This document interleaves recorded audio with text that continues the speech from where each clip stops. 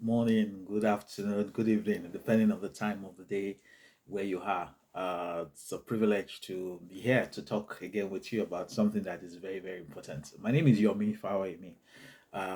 If you remember, I did a video on Monday and I said I was going to do a series of activities around the 16 days of activism to talk about violence or to talk against violence against women. Monday was International Day for the Elimination of Violence Against Women. And today, as part of the 16 days, so if you've been checking me on social media, I've had various posts, various comments about violence and issues around violence against women. But today, Saturday, and today, Saturday is synonymous with sport. So I decided to talk a bit about violence against women in sport. And the reason why I'm doing so is for us to realize that there's a need for us to have some real conversation around violence about women, particularly because of the fact that the sports world is something that has become big, more influential than we can ever imagine. And today, when this is the Olympics or the World Cup finals, you're going to be seeing attention of billions. I mean, there was a time when there was a sports event, it was just a few people interested, but now sports events are global. Now, so we need to talk about violence about women in sports. And so I'll be talking about this in various dimensions. I'll be talking about violence against women as participants, violence against women as spouses of football lovers or sports lovers. I'll be talking about violence against girls, and I'll be talking about violence against women as officials. And I think, when we're talking about planning this, the conversation was, so why should anybody be bothered? Everybody should be bothered for many reasons. Number one is the fact that violence against women is totally unacceptable. The second fact is that your people are involved either as the perpetrators of the violence or the people that suffer from the violence. So I give you an instance. I will talk briefly about violence around our girls. Your girl, your daughter, yeah, your daughter, your niece, your little cousin can get violently abused because she participates in sports. Your wife, your auntie, your sister. So let's start by talking about women as participants. In this case, I'm talking about women participating in sport, whether I mean women or girls. And this is very, very important because if you have kids who attend school or who love sport, they will likely be involved. In fact, what the data shows us, and I will be sharing a couple of data on this, that girls and women as participants suffer more from violence than men. So, for example, research shows that 31% of female participants in sports claim they received excessive training, punitive excessive training compared to the males. In this case, it's happened that some of the coaches, because of their mental view about women, decide to put the ladies under more pressure, just either to prove that they are not supposed to be in that game or either to punish them. 31% of female athletes says their coaches have exposed them to excessive punitive training. That's a very dangerous figure. 31%, that's almost like a third. Actually, 10.6% of all girls involved in sports in the world said they have been exposed to physical beating. Yeah, by sports coaches or by their colleagues. Now, that's a big problem. The other part of it is a question of sexual abuse. Actually, only 10% of male athletes has complained about sexual abuse, but 21% of female athletes have complained about sexual abuse. Now, that should concern you if you're a parent. That means that one out of every girl who goes to do sport, either as a professional or school sport, will likely be abused. Um, 82% of women in sports said they have experienced psychological violence. And it's important for us to emphasize this data because many people will not see how big the problem is. But the problem is enormous in terms of violence.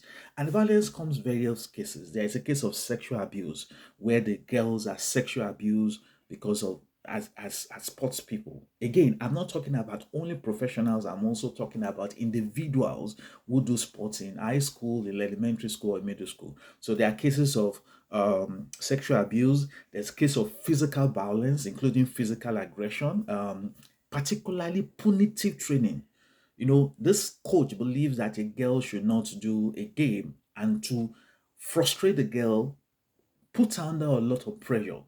There's also psychological violence where they abused, verbal abuse, coercive control. In the case of, this is not a girl's game, things like that. Harassment, bullying, discrimination. I mean, we can't over talk about that too much. The discrimination in there. I mean, the discrimination that happens to women in sports. I mean, you know that.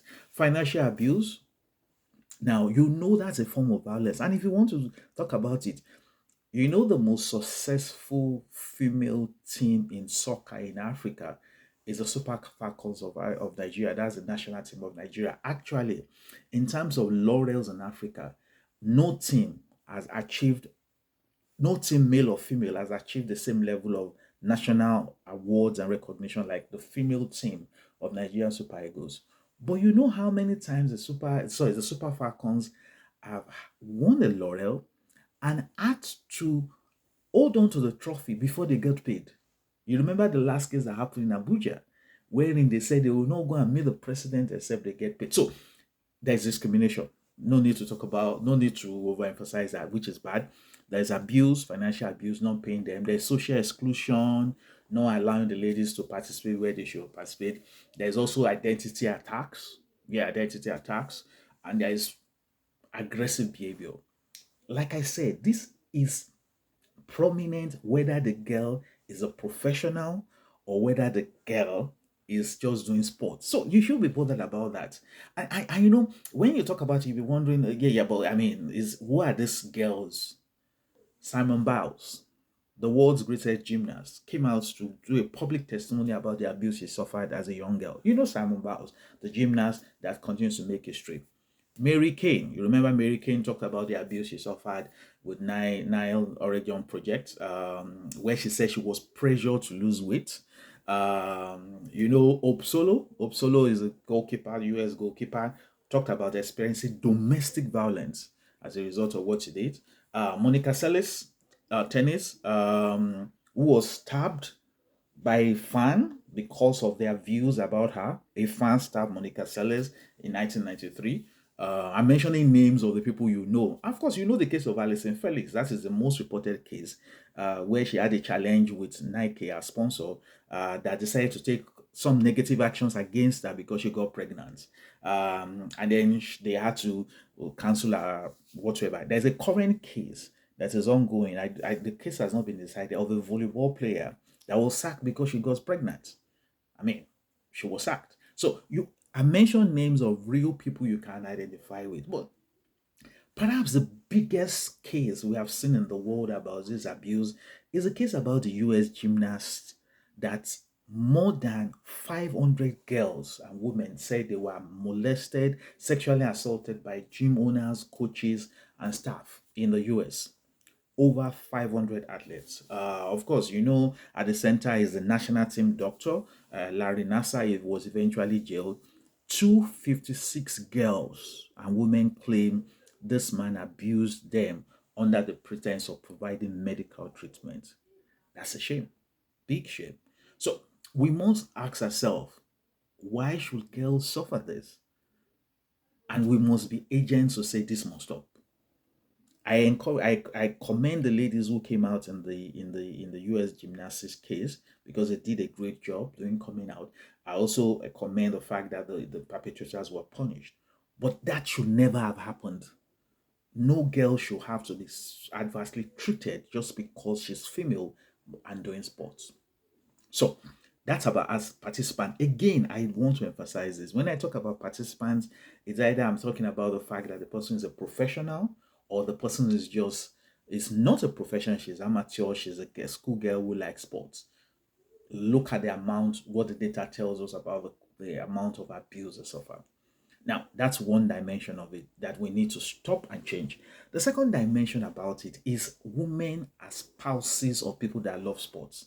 And I really want to emphasize this. I mean, because of the fact that I'm a married man, and you've heard cases in the world, around the world, of abuse that happens to women because their husband loves soccer or their husband loves Formula One. Now, again, I like to always start with data.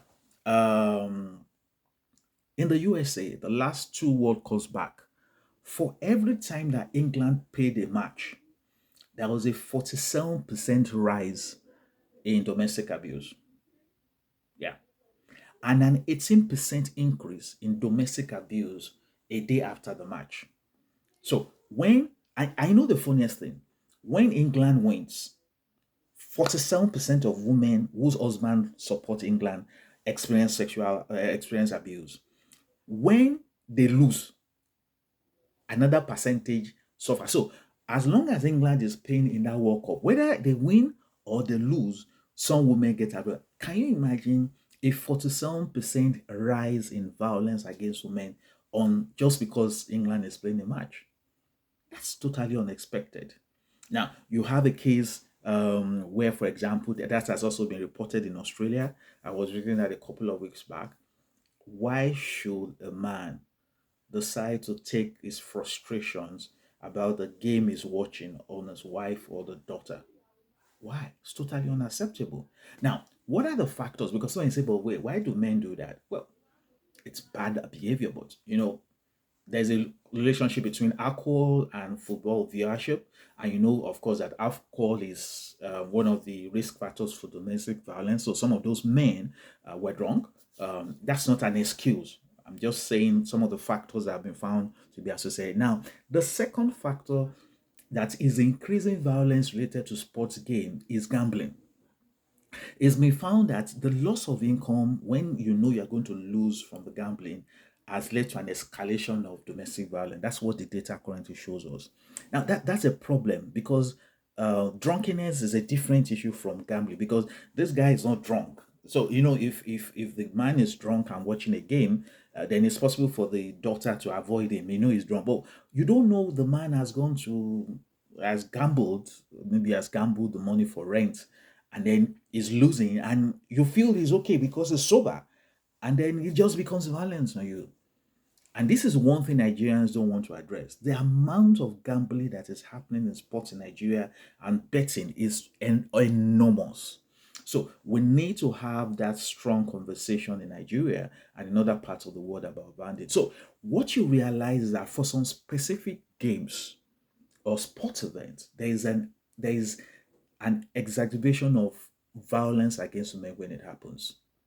Interestingly, some games there is no relationship. So, for example, during the World Cups, there's an increase in violence against women. During specific matches in the English Premier League, there's an increase in the amount of violence that's been explained. And then, but for example, when Formula One event goes on, there's no relationship. So it seems there's also a cultural dimension to it because those macho games that people feel is about male dominant masculinity, like soccer, for example. Some men decide to use that. So um, we just need to change that. Why should a woman be punished? Or why should a husband beat the wife? Or why should a boyfriend beat the girlfriend? Or why should somebody beat the daughter because Arsenal or Manchester United or Chelsea or England or Nigeria is losing? Why? That behavior must change. So I've spoken about women as participants. I've spoken about wives, spouses, girlfriend, lovers of the game of those games and how they experience a lot of violence doing that. I'm going to talk about the next category when women are officials of sports. Oh, that's another thing. 2003, remember Rebecca Welsh made history when she was the first woman to be a referee of a football game in English Premier League. Rebecca Welsh, 2003, December, just about by next month to be 1 year. Do you remember the amount of backlash she got? The amount of fans that went online to abuse her and claim that a woman has no space in being the referee of soccer games. That's violence. Why should a man or whosoever, whatever the gender of the person, feel that a woman cannot be a referee? And then now, the English Premier League has now decided that for the first time we're going to have a woman who was going to be the referee of the football game, and then they decided to go after her. That's part of the violence, the disrespect, the sense of you don't belong here, and we're going to show you you don't belong here. It's an issue that we need to deal with.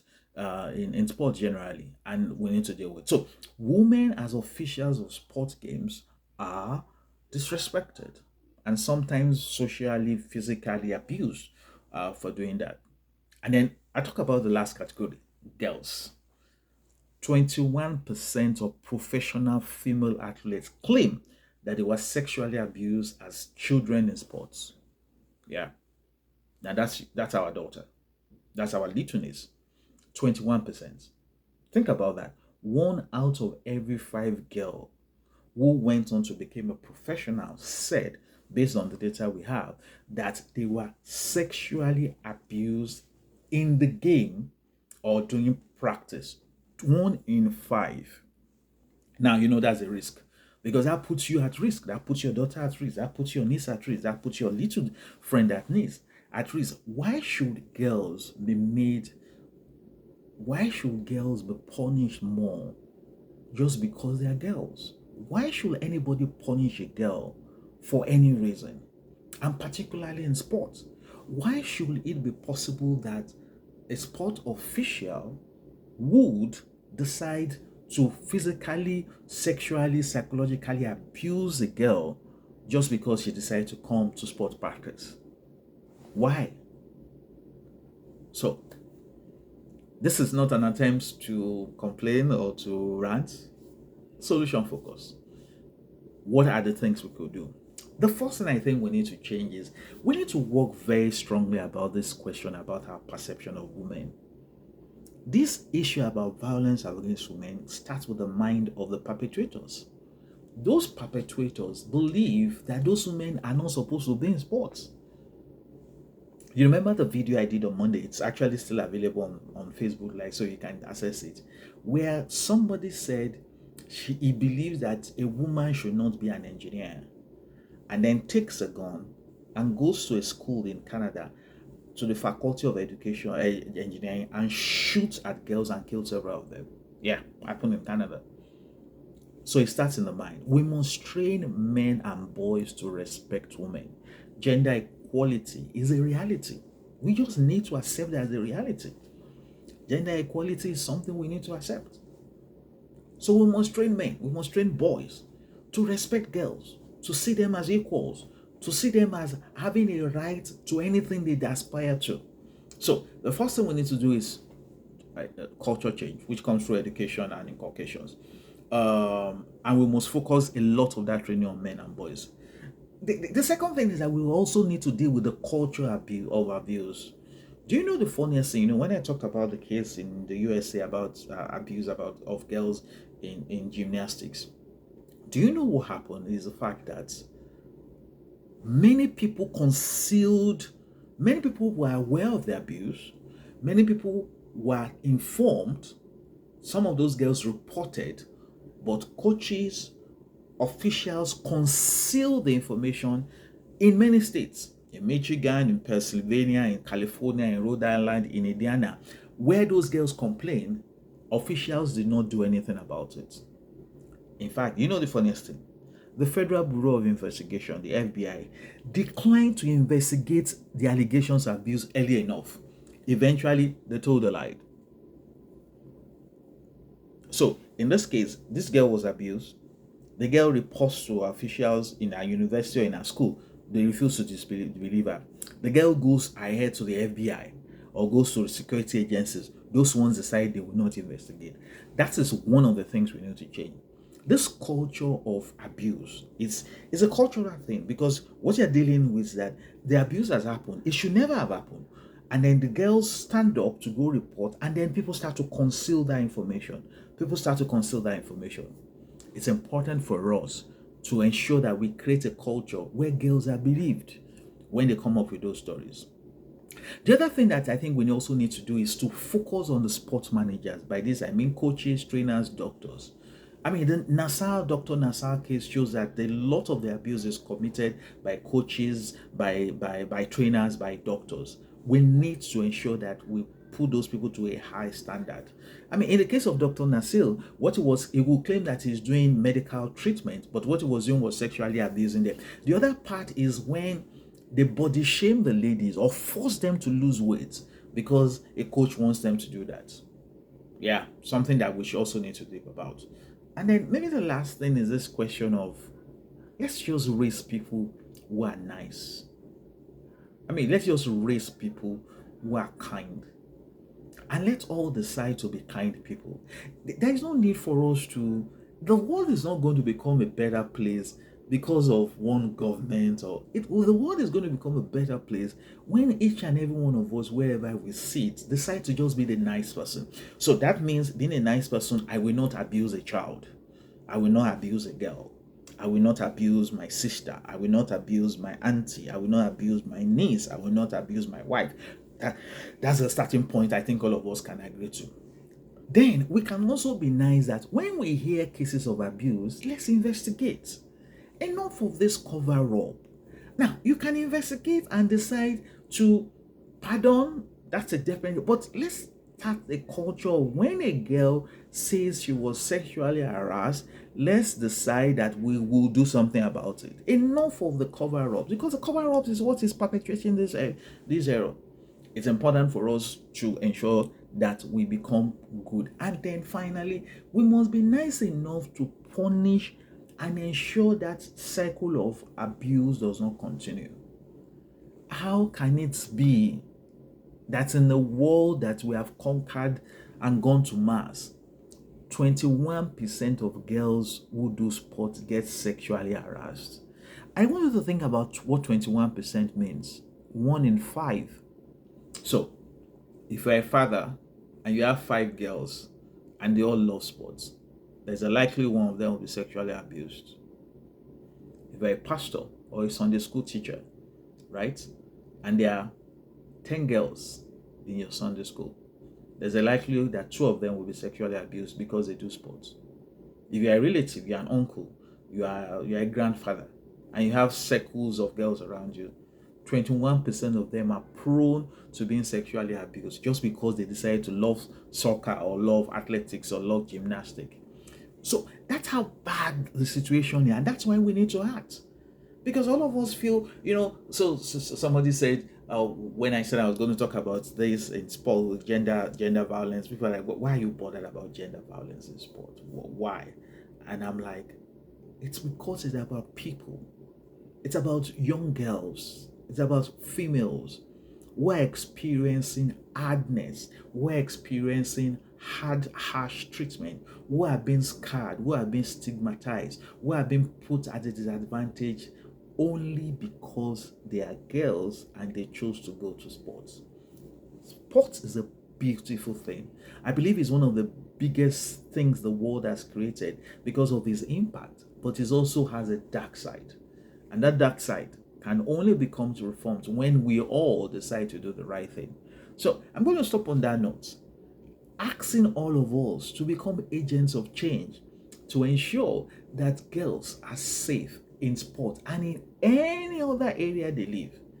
Again, remember, we're doing the 21 days campaign against 21 days campaign about violence against women. We got to eliminate violence against women. On Monday, I did a video about violence against women in the workplace and in educational institution.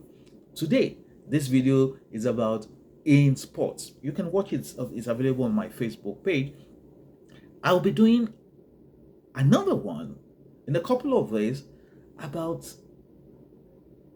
violence against women, a biblical perspective. Because it's important for us to start to mobilize pastors and church leaders to do something about this question about about abuse of women. I will do another session about workplace and abuse of women in the workplace. And then I'll do a special section about abuse of disabled women. I'm more passionate about that because these people suffer from what they call intersectionality, wherein there is increased violence against a woman because she's disabled.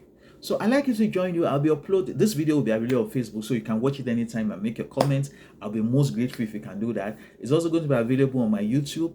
Please like and share it. It will be helpful. My goal is just for us to create a better world for everyone, boys and girls. And in these 16 days, we can all make a commitment to create a better world. I want to thank you for joining me, everybody that is watching from all over the world. Thank you, Okobayo, who is watching from the USA. Thank you so much. Thank you, Mrs. Omiwade, who is watching from Nigeria, Mr. Deboye, Mr. Kolawale. Thank you, Pastor Tote, who is watching from Canada. Thank you, Mr. Laolu Akonde, who is watching from Canada.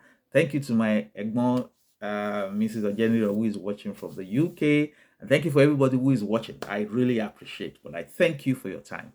I'll do this 21 days. We're going to continue doing this, raising awareness, talking to people about creating a better world, and we being the agents of change. Thank you and enjoy your weekend. And please, if you are watching any game today and your team loses, don't take any violent action against any woman. Please, please, and please. Thank you and God bless you. Thank you.